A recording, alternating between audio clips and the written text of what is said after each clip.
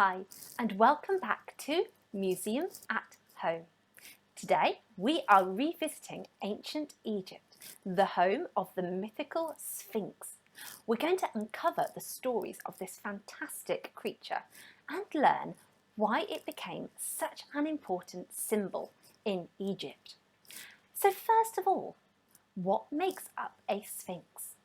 Well, we know that it is a legendary creature, a beast from stories. But what exactly is it?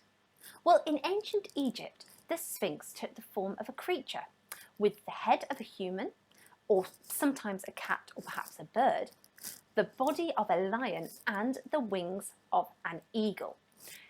In Egypt, the Sphinx appears in lots and lots of different places, in tombs, in palaces, and even the huge Great Sphinx in Giza. Now here is an image of that Sphinx which guards the Great Pyramids of Giza. Now that Sphinx is 20 metres tall, so that's about the size of 1.5 buses stood on end on top of each other. So that's a pretty big Sphinx. Now take a look at this smaller Sphinx statue, which was made around 1350 BC, so about 3,350 years ago.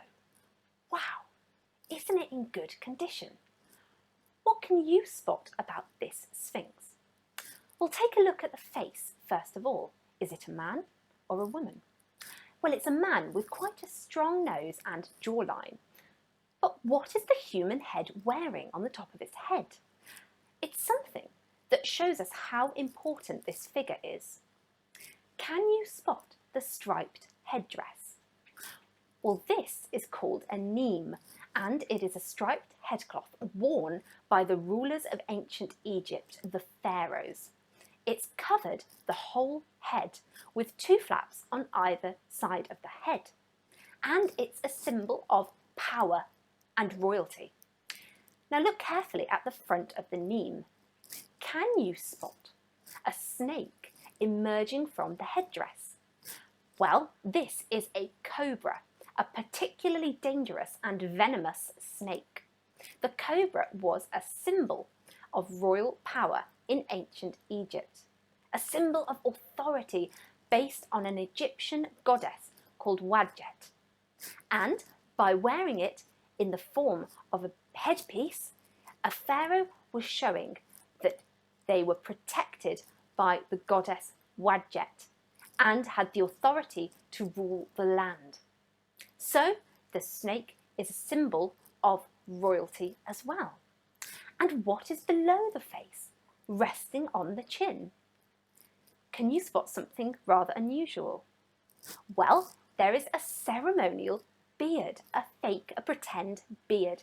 Now the false beard was made of metal and strapped to the pharaoh's head with a ribbon. And again, it showed that the wearer was Pharaoh, that they were royal and that they had power and authority. So with all of these clues, we know that the human head is representing a pharaoh. But which pharaoh? Well, this is a Sphinx statue of Amenhotep III. Now, Amenhotep ruled over Egypt during a period of prosperity, of good fortune and development. In fact, he is the pharaoh who has the most surviving statues out of any of the ancient Egyptian pharaohs. So we know quite a bit about him. Now he celebrated 3 Sed festivals during his reign. A Sed festival occurred after a pharaoh had reigned for 30 years, and the pharaoh undertook a series of tasks to show that he was still able to rule. Now, when he took these tests, when he did these tasks, there was a huge celebration. It was a festival. And then, every 3 years after the first Sed festival, the test and the festival would be performed again. Amenhotep's Sed festivals were spectacular. They were amazing, full of costumes and colour.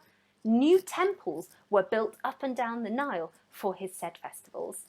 The huge Egyptian river was full of life, and the highlight of the festival would be the recrowning of the pharaoh in great splendour. So, why has the great pharaoh Amenhotep III been turned into this sphinx? Well, sphinx were very often placed outside temples and sacred places in order to protect them. The sphinx was a protective symbol.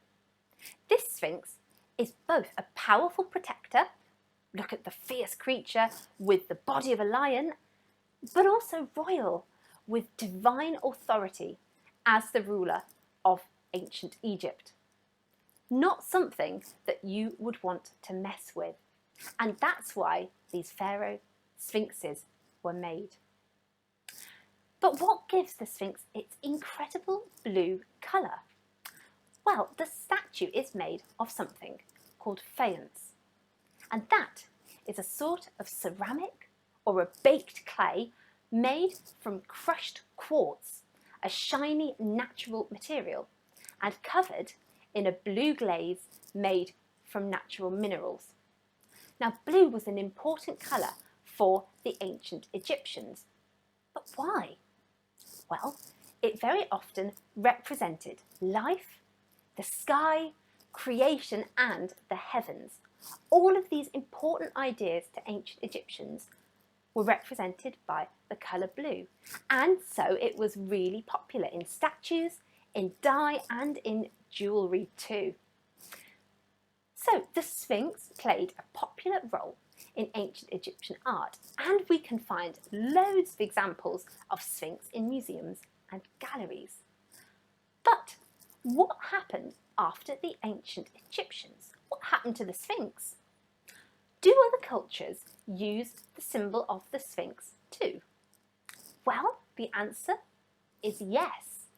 In fact, the ancient Greeks had lots of trade connections with Egypt and shared some of their stories, including the story of the Sphinx. And the Sphinx became a part of Greek mythology too. But the character of the Sphinx, well, that changed a bit when it reached Greece. Rather than being a protective creature, the Sphinx became more cruel, more dangerous, and more unkind.